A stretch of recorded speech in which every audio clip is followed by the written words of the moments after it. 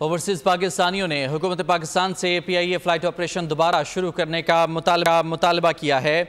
Australia में मौजूद overseas पाकिस्तानियों के PIA फ़्लाइट ऑपरेशन को दोबारा बहाल किया जाए, ये मुतालबा सामने आया है। स्टैंडर्ड्स थोड़े बेहतर बनाने होंगे, वेदर इन टर्म्स ऑफ खाना और weather in terms of pilot licensing, क्योंकि यहाँ पे आपको पता है कंप्लाइंस लेवल बहुत ज़्यादा है और कस्टमर सर्विस और सर्विस के दरमियान एक 50-50 का बैलेंस होना चाहिए। यहाँ पे रहने के नाते से पाकिस्तानी होते ये कहूँगा कि PIA को डायरेक्ट फ्लाइट्स पे फोकस करना चाहिए।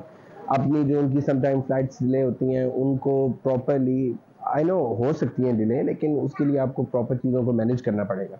पहले अपने पैसेंजर्स को बताएं, क्योंकि हर किसी का एक शेड्यूल होता है और उनको चाहिए कि तमाम मुल्क में अपनी डायरेक्ट फ्लाइट्स रखें। जो उनका अमला है, जो जितना भी स्टाफ है, I even have heard कि pilots have fake degrees. I'm not sure if they have, लेकिन they need to improve their customer service.